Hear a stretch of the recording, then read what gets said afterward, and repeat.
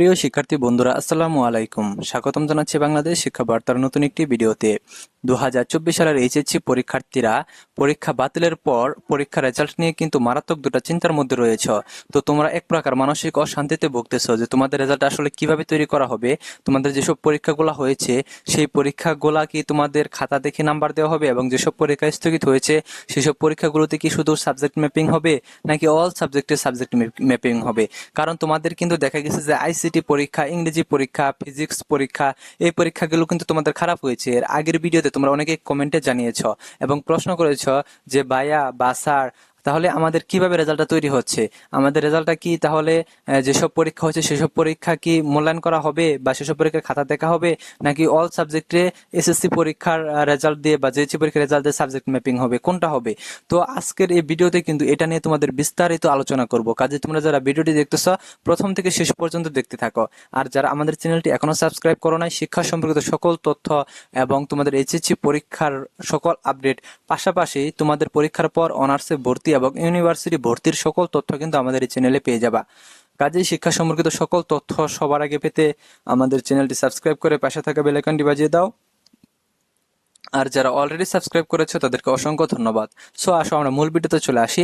তো দেখতে পাচ্ছ যে আমি এখন তোমাদের আরটিভির একটি অনলাইন নিউজে রয়েছি এবং আরেকটি নিউজ হচ্ছে জাগো নিউজের অনলাইনে নিউজ পেপারে রয়েছি। তো এখান থেকে তোমাদের পুরো বিষয়টি আমি তোমাদের ক্লিয়ার করে দিব যে আসলে তোমাদের এইচএসসি পরীক্ষার ফলটা কিভাবে তৈরি করা হচ্ছে, এবং তোমরা যে চিন্তাগুলোতে রয়েছ সেই চিন্তাটা কিন্তু তোমাদের অল্প হলেও কিন্তু প্রশমিত হবে, এবং তোমরা মানসিক যে অশান্তিতে ভুগতেছো বা অস্বস্তিতে ভুগতেছো সেটা কিন্তু অনেকাংশে দূর হয়ে যাবে। কাজে ভিডিওটি তোমরা দেখতে থাকো। তো এখন দেখো, এখানে হেডলাইন রয়েছে যেভাবে তৈরি হবে এইচএসসির বাতিল পরীক্ষার ফল। তো এখানে কিন্তু আমরা এর আগে কিন্তু নিউজে কিন্তু দেখিয়েছি তোমাদের যে কিভাবে আসলে তৈরি হবে। তারা বলেছে যে আন্তঃশিক্ষা বোর্ড সমন্বয় কমিটি কিন্তু করোনাকালীন সময়ে একটা কমিটি গঠন করেছিল, সেটা হচ্ছে যে তোমাদের অটো পাস দেওয়ার জন্য একটা কমিটি গঠন করেছিল যে তোমাদের কিভাবে অটো পাস দেওয়া হবে। তখনও কিন্তু সাবজেক্ট ম্যাপিং করে দেওয়া হয়েছিল এসএসসি এবং জেএসসির ফলের ভিত্তিতে। এবার শুধু একটু ভিন্নতা হচ্ছে যে তোমাদের সর্বোচ্চ যেটা রেজাল্ট থাকবে জেএসসি এসএসসি পেয়েছি সেটাই কিন্তু তোমাদের দেওয়া হবে। এটা তোমাদের জন্য অনেক একটা সুবিধা, অনেক সুখবর। তো এখন বিষয় হচ্ছে যে তাহলে তোমাদের কি যে পরীক্ষাগুলো হয়েছে সেই পরীক্ষাগুলা কি তোমাদের বাতিল হয়ে যাবে, এবং তোমাদের কি এসএসসি জেএসসি থেকে অল সাবজেক্ট কি সাবজেক্ট ম্যাপিং হবে, নাকি তোমাদের যে পরীক্ষাগুলো দিয়েছো তোমরা সেগুলোর খাতা দেখে এবং স্থগিত পরীক্ষাগুলো সাবজেক্ট ম্যাপিং হবে? এখানে দুটা প্রবলেম রয়েছে। একটা হচ্ছে যে তোমাদের যদি অল সাবজেক্ট তোমাদের যদি সাবজেক্ট ম্যাপিং করা হয় তাহলে কিন্তু দেখা যাবে যে তোমরা কিন্তু 100% পাস করে যাবে এবং কারো কোনো চিন্তাই থাকবে না। কিন্তু যদি তোমাদের যদি যে পরীক্ষাগুলো হয়েছে সেই পরীক্ষার খাতা দেখে তোমাদের যদি নাম্বার দিয়ে মূল্যায়ন করা হয় এবং যেসব পরীক্ষা স্থগিত হয়ে যায় সেসব পরীক্ষা যদি সাবজেক্ট ম্যাপিং এর মাধ্যমে তোমাদের বিবেচনা করা হয়, মূল্যায়ন করা হয়, তাহলে কিন্তু দেখা যাবে যে দেশের একটা বিরাট অংশ কিন্তু শিক্ষার্থীরা কিন্তু এইচএসসি তে ফেল করবে, অর্থাৎ তাদের রেজাল্ট ফেল চলে আসবে। এটার কারণ হচ্ছে যে তোমাদের ফিজিক্স, তারপর তোমাদের ইংরেজি, তারপরে আইসিটি, এসব পরীক্ষা অনেক শিক্ষার্থী খারাপ দিয়েছো। এভেলেবল শিক্ষার্থীরা, তোমরা যে পরিমাণ কমেন্ট করেছো আমি তাতেই বুঝতে পেরেছি। তো এসব পরীক্ষায় তোমাদের ফেল আসার সম্ভাবনা রয়েছে, তোমরা জানিয়েছো। তো তোমাদের যদি সাবজেক্টে যেসব পরীক্ষা হয়েছে সেগুলো দেখে যদি তোমাদের রেজাল্টটা দেওয়া হয় তাহলে একটা বিরাট অংশ কিন্তু তোমাদের ফেল করে যাবে, এটা কিন্তু নিশ্চিত।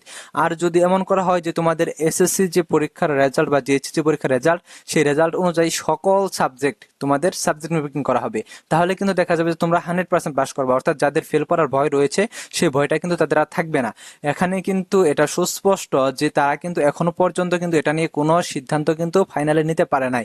কারণ আমি যে কয়েকটা সংবাদ মাধ্যম দেখলাম এবং এডুকেশন বোর্ডের যে নোটিশগুলো দেখেছি তাতে কিন্তু কোথাও ক্লিয়ার করে কিন্তু বলা হয়নি। তো তোমরা ইতিমধ্যে কিন্তু দেখা গেছে ইউটিউবের বিভিন্ন ভিডিওতে বিভিন্ন মাধ্যমে তোমরা জেনেছো যে সকলে পাস করতেছ, তারপরে তোমাদের সকলকে পাস করে দেওয়া হচ্ছে। অনেকেই জানতেছো যে তোমাদের সকলে মানে যারা পরীক্ষা খারাপ করেছ, যেসব পরীক্ষা হয়েছে সেসব পরীক্ষাতে ফেল করবে, এটা নিয়ে কিন্তু অনেক দুশ্চিন্তার মধ্যে রয়েছে তোমরা।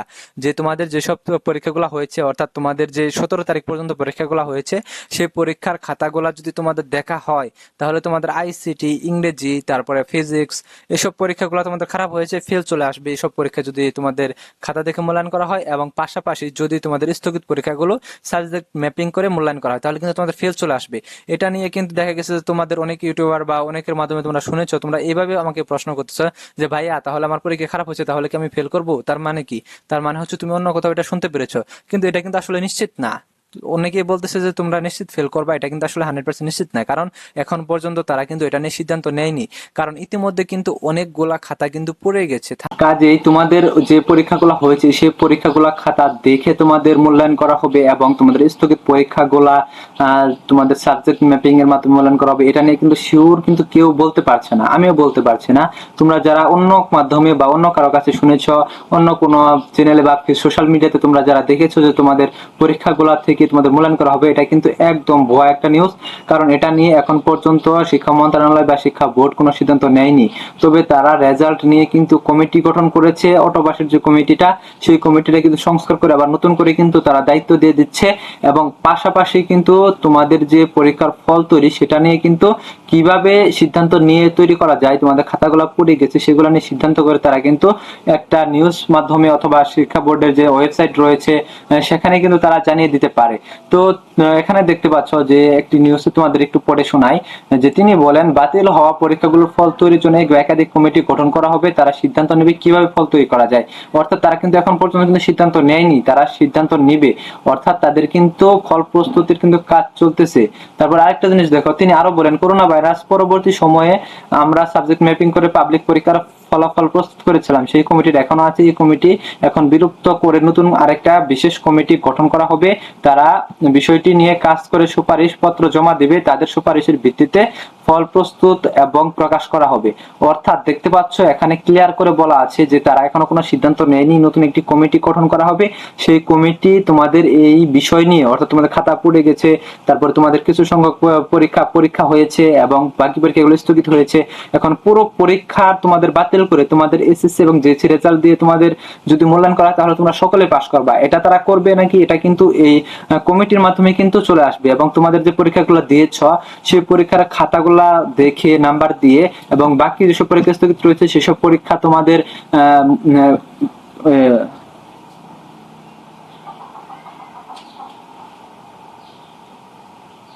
সাবজেক্ট ম্যাপিং এর মাধ্যমে মূল্যায়ন করে তোমাদের রেজাল্ট দেওয়া হবে কিনা সেটাও কিন্তু সেই কমিটি জানাবে। তাতে দেখা যাবে যে অনেক দেশের অনেক শিক্ষার্থী কিন্তু ফেল করে দেবে আইসিটি, ইংরেজিতে এবং ফিজিক্সে।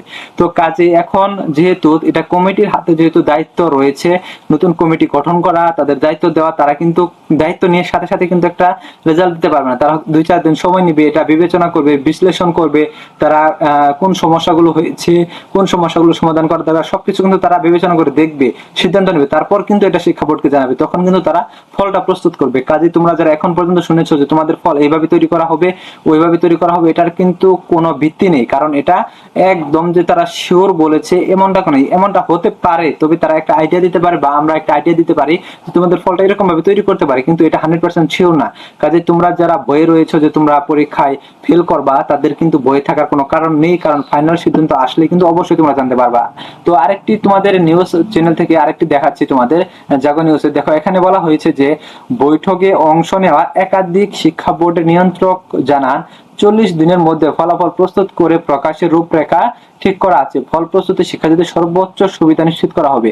অর্থাৎ এখানেও কিন্তু বলেছে যে তোমাদের যে পরীক্ষার ফলাফলটা সেটা কিন্তু 40 দিনের মধ্যে কিন্তু তারা কিন্তু দিয়ে দিবে, এটা একটা রূপরেখা তারা তৈরি করে রেখেছে এবং ফল প্রস্তুতে শিক্ষার্থীদের সর্বোচ্চ সুবিধা নিশ্চিত করবে। অর্থাৎ কোনো শিক্ষার্থী যাতে বঞ্চিত না হয় সেটা কিন্তু তারা দেখবে। এখান থেকে বোঝা যায় যে তোমাদের যারা ফেল নিয়ে চিন্তা করছো তাদের চিন্তা করার কিন্তু তেমন একটা কারণ নাই, কারণ এইটা নিয়ে কিন্তু তারা সর্বোচ্চ চিন্তা করবে যাতে সকলে পাস করতে পারে, যেহেতু একটা প্রমোশন দেওয়াই হচ্ছে, সকলে যাতে পাস করতে পারে, সকলে যাতে খুশি থাকে, এটা নিয়ে কিন্তু তারা চিন্তা করবে। এটা এখানে বলেছে যে সর্বোচ্চ চিন্তা করবে সুবিধা নিয়ে।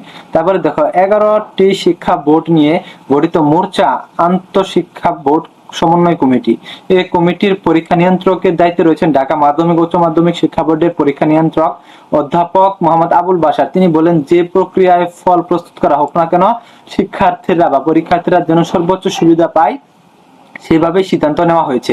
অর্থাৎ সিদ্ধান্তটা কিন্তু এখন পর্যন্ত আমরা কেউই জানি না। তো শিক্ষার্থীরা যদি সর্বোচ্চ সুবিধা পায়, মানে কোনো শিক্ষার্থী যাতে দিশেহারা না হয়, কোনো শিক্ষার্থী যাতে মন খারাপ না হয়, সেটা কিন্তু তারা অবশ্যই বিবেচনা করবে। তো এ থেকে তারা যে ইঙ্গিত দিয়েছে এটা থেকে বোঝা যায় যে সকল শিক্ষার্থীরা কিন্তু পাস করবে, এরকম একটা ইঙ্গিত দিয়েছে, যাতে কোনো শিক্ষার্থী যাতে যাতে মন খারাপ না করে বা কোনো শিক্ষার্থী যাতে বঞ্চিত না হয়, সকল শিক্ষার্থী যাতে সমান সুবিধা বা সর্বোচ্চ সুবিধা পায়। সর্বোচ্চ সুবিধা বলতে সকলকে পাস করিয়ে দেওয়া হবে এরকমটাই বোঝাচ্ছে। কাজেই যেহেতু তারা ইঙ্গিত দিয়েছে, এটা নিয়ে তোমরা নিশ্চিত থাকো, তো তোমাদের চিন্তা করার কোনো কারণ নেই। পরবর্তী আপডেট যখন আসবে তখন কিন্তু আমি সাথে সাথে দিয়ে দেবো। আমাদের চ্যানেলে যারা এখনো সাবস্ক্রাইব করো নাই, সাবস্ক্রাইব করে আমাদের সাথে যুক্ত হয়ে থাকো। ধন্যবাদ সকলকে।